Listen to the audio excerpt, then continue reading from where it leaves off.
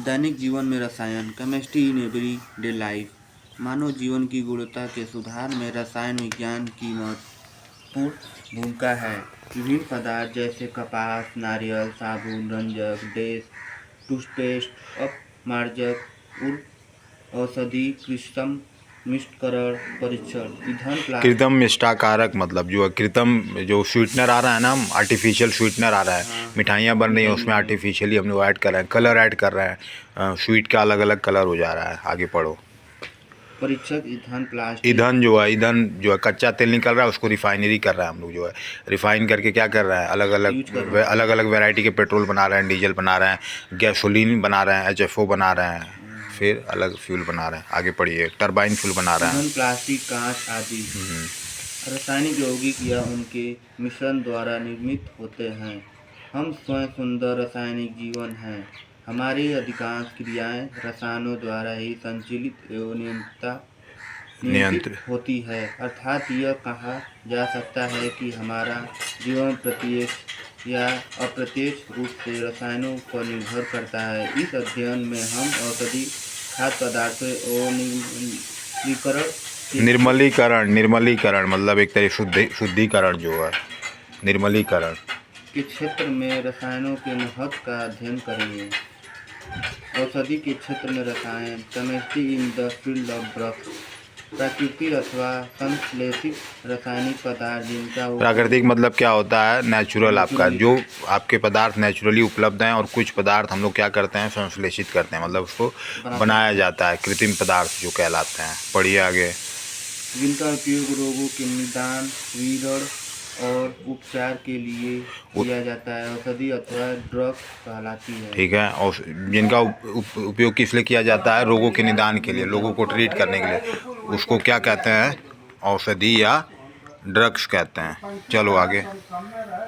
Drug औषधि का औसत आणविक द्रव्यमान 100 U से 50-100 U के मध्य। यू मतलब क्या होता है, एटॉमिक। एटम जो है उतने यूनिट जो हैं वो एटम के उपलब्ध हैं आपके। ठीक है। औषधि आणविक द्रव्यमान, आणविक मतलब अणु होंगे उस तरीके से जो है। चलो। के मध्य होता है। वास्तव में जब किसी ड्रग का जीवन उपयोग जीवन है कि जैविक है, जैविक उपयोग। हाँ। उपयोग किसी रूप में उपयोग होता है तो इसे जब किसी ड्रग का जैविक उपयोग किसी रूप में चिकित्सीय रूप में हाँ मतलब उपयोगी होता है तो इसे दवाई, मेडिसिन कहते हैं। हाँ, जब किसी भी ड्रग्स का जो है अगर वह चिकित्सा के पर्पज़ से उपयोग कर रहे हैं, हम लोग किस पर्पज़ से उपयोग कर रहे हैं, चिकित्सा के पर्पज़ से, तो वह क्या मेडिसिन एज यूज़ होगा जो है। ठीक है। चलो आगे।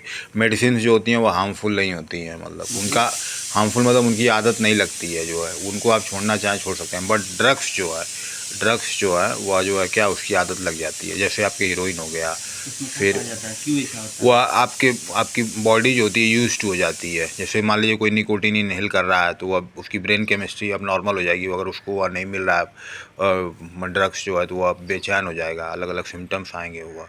ठीक है। पढ़ेंगे आप आगे जो है बालक। चलिए आगे। औषधि एकल रासायनिक या दो अथवा दो से अधिक रासायनिक पदार्थों का निम्न आणविक भार से संयोजित रूप होती है। हाँ, संयोजक रूप होती है। एक आदर्श दवाई को निम्नलिखित आवश्यकताओं को पूरा करना चाहिए। हाँ, एक आवश्यक दवा को जो है निम्नलिखित आवश्यकताओं को क्या करना चाहिए, पूरा करना चाहिए। पढ़िए क्या क्या है आवश्यकताएं उसकी जो है। फर्स्ट है, जब किसी रोगी द्वारा इसको लिया जाए तो इसकी क्रिया स्थानीय रूप से होनी चाहिए, लेकिन वास्तव में ऐसी कोई औषधि नहीं है जो इस तरह कार्य करे। यह रोगी के ऊतकों में कहीं भी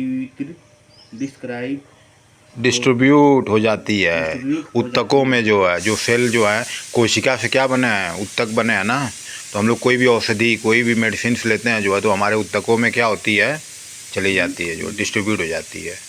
चलिए आगे। सेकंड है, इसी तंत्र में दक्षता एवं सुरक्षा के साथ क्रिया करनी चाहिए। इसी तंत्र में जो है, कितने तंत्र हैं, सिस्टम जो है, कोशिका से क्या बने, ऊतक बने, ऊतक से क्या बना, आपका ऊतक से बना आपका सिस्टम, प्रणाली जो है, प्रणाली से क्या बना, शरीर बना जो है। ठीक है।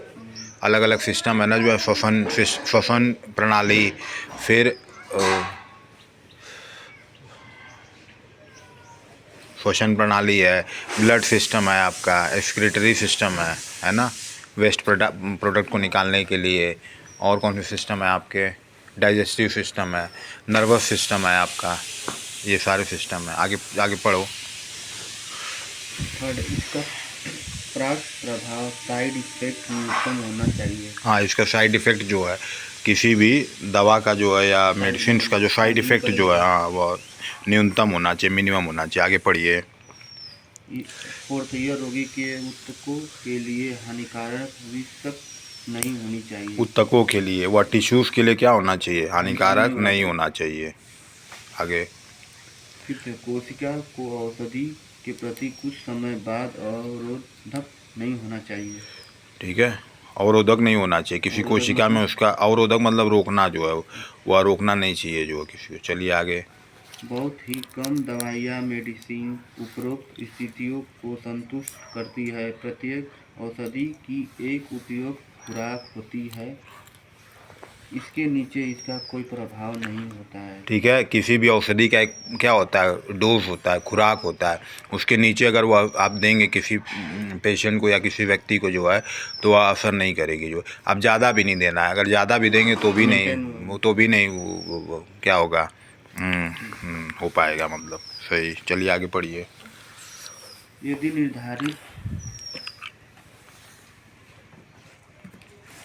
यदि निर्धारित प्रतिदिन मात्रा में अधिक मात्रा का उपयोग किया जाए तो अधिकांश औषधियाँ प्रभावकारी विष होती है। रसायनों के चिकित्सीय उपयोग को रसायन चिकित्सा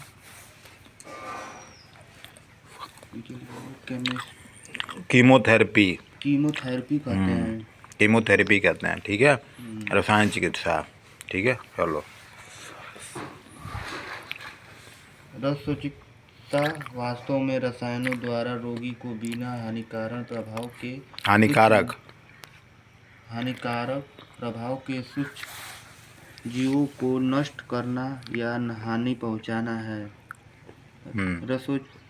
रसोचिकित्सा को अंग्रेजी में सूक्ष्म जीवों को नष्ट करना या हानिकारक पहुंचाना। रसोचिकित्सा को अंग्रेजी में कीमोथेरेपी कहते हैं। इस शब्द को सन 1913 में पाउल एहरलिच ने दिया था, जिन्हें आधुनिक चिकित्सा का पिता कहा जाता है। क्या कहा जाता है, मॉडर्न मतलब, ठीक है, मॉडर्न चिकित्सा का पिता कहा जाता है। आगे पढ़िए। औषधि तथा दवाइयों के अंतर। दवाइयों में के नहीं है, के अंतर नहीं है, में अंतर। औषधि तथा दवाइयों में क्या अंतर है, दोनों में अंतर होता है। आगे पढ़ो। दवाइयाँ वे रासायनिक पदार्थ जिनके प्रयोग द्वारा रोगी की पहचान, बचाव एवं उपचार किया जाता है तथा इनके प्रयोग से व्यक्ति को इनकी लत नहीं पड़ती है, दवाइयाँ कहलाती हैं। ठीक है, इनके दवाइयों से जो है ना उपचार किया जा रहा है और इनकी लत नहीं पकड़ेगी किसी को जो है, तो क्या कहेंगे इसको, जो है दवाइयाँ कहेंगे। जो ड्रग्स की जो होती है उसकी लत पकड़ लेती है, आदत लग जाए। हाँ, वे रासायनिक पदार्थ जिनके प्रयोग से रोगी का उपचार किया जाता है तथा इनके प्रयोग द्वारा व्यक्ति इनका एडिक्ट हो जाता है, औषधि कहलाती हैं, आकर्षित हो जाते हैं। हाँ, क्या कहलाती हैं, औषधि कहलाती हैं। आगे पढ़ो। दवाइयाँ इनका विषैला प्रभाव भी नगण्य होता है। नगण्य, इनका विषैला प्रभाव क्या होता है, नगण्य होता है। क्या होता है, इनका नगण्य होता है। विषैला मतलब इनका जो भी है साइड इफेक्ट जो है नगण्य होगा जो है। आगे पढ़ो। इन्हें सुरक्षित रूप से प्रयोग किया जा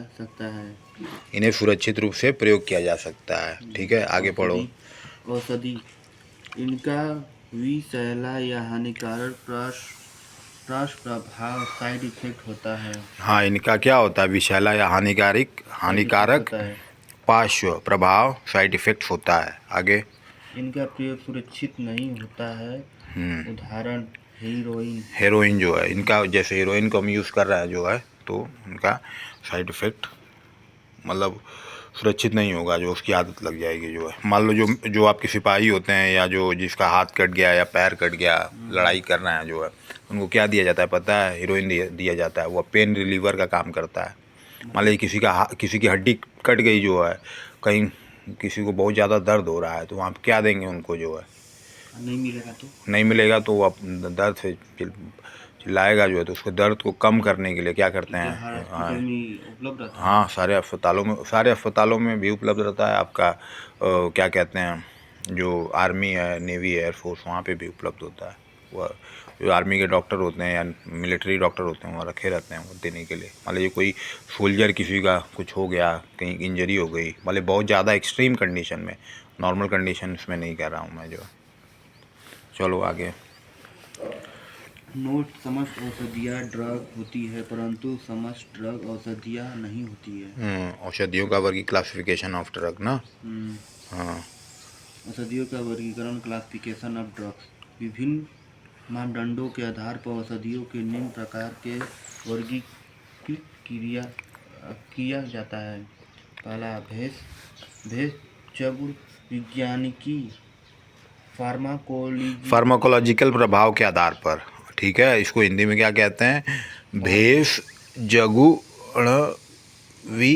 विज्ञानीय, ठीक है। फार्माकोलॉजिकल प्रभाव के आधार पर वर्गीकरण जो है, जो औषधि जो है उसका वर्गीकरण किस आधार पे आप करेंगे जो है, तो पहला जो वर्गीकरण किया जाता है वह फार्माकोलॉजिकल आधार पे किया जाता है, on the basis of pharmacological effect जो। चलिए आगे।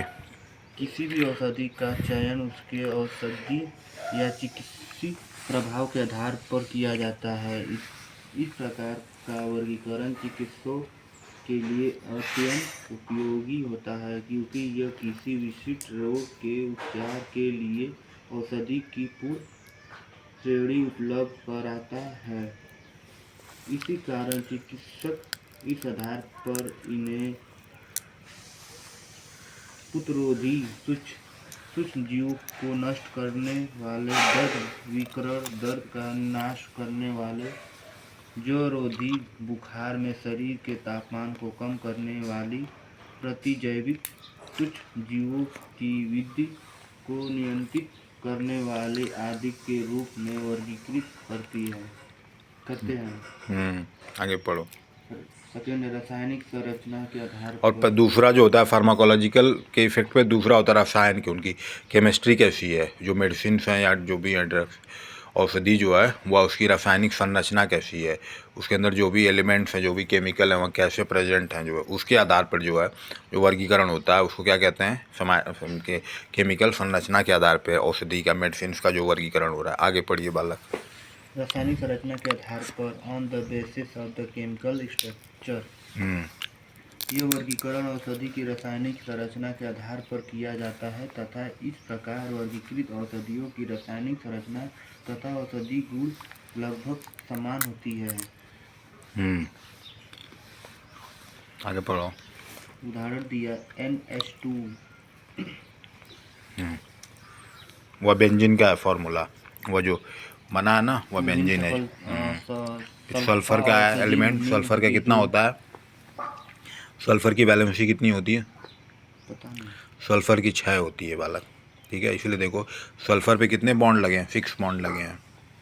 NH3 होता है ना, वहाँ पे देखो NH3 है, वह जो है NH3 है, तो एक बॉन्ड वहाँ लग गया है, वो NH2 लिखा हुआ है, लेकिन एक बॉन्ड वहाँ लगाया हो ना, वो बॉन्ड हटेगा तब ना, यहाँ उसको अगर सेपरेट कर दोगे तो NH3 हो जाएगा। हाइड्रोजन का एक बॉन्ड चाहिए ना, इसीलिए। हाँ, तो NH3 वह 6 है जो है, वहाँ पे बेंजीन साइकिल है एक तरीके से, वहाँ लगा दिया है आप, ठीक है। S का जो है, S का 6 है, फिर NH का यहाँ लगा है, वहाँ भी देखो R जो है आपका, कुछ R की जगह आप कुछ भी लगा सकते हो एक तरीके से। ये कौन सी मेडिसिन है जो है, क्या है?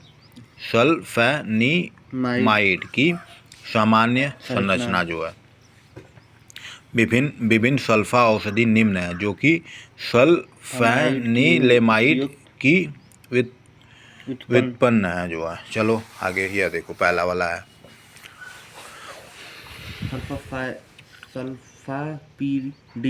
सल्फा क्या है? पिरिडीन है जो है, सल्फा पिरिडीन है। अगला क्या है? सल्फाडाइजीन है, फिर सल्फागवानिडीन, हाँ सल्फागवानिडीन है।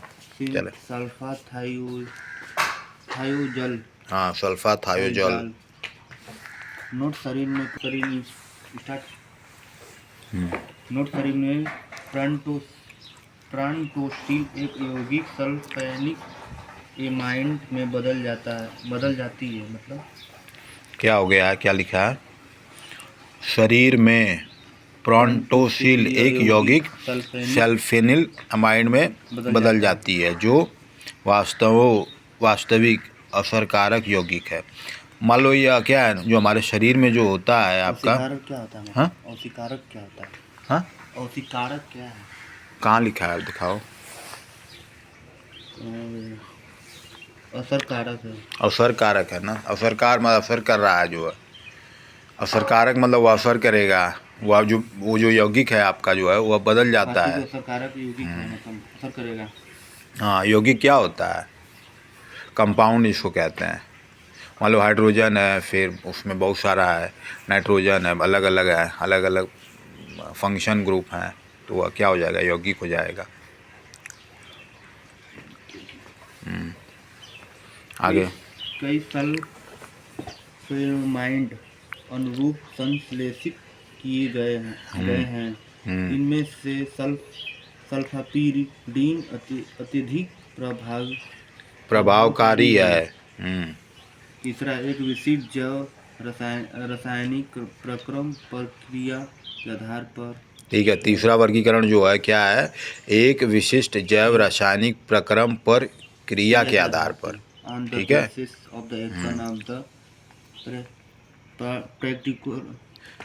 Particular biomolecular process. हाँ molecular process on the basis of action on a particular biomolecule process. Biomolecules कौन कौन से होते हैं?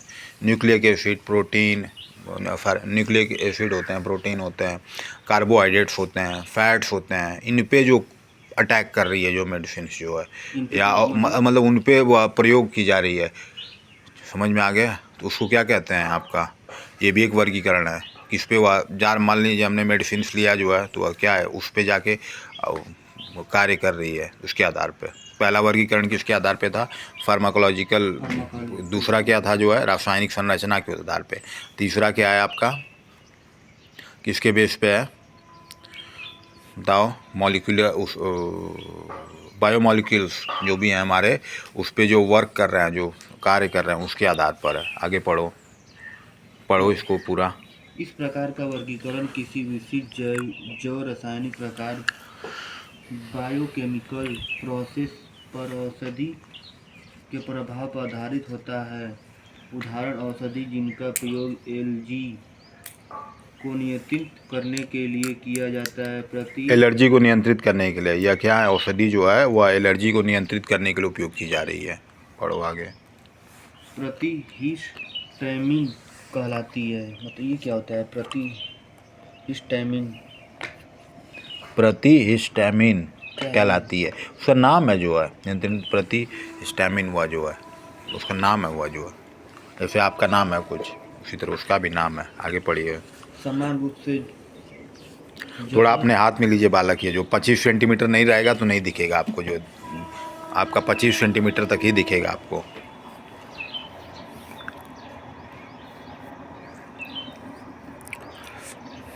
समान रूप से जहर को नियंत्रित करने के लिए प्रतिजहर या एंटीपायरेटिक तथा अमांस की अम्लता को दूर करने के लिए प्रतिअम्ल का प्रयोग करते हैं। ठीक है।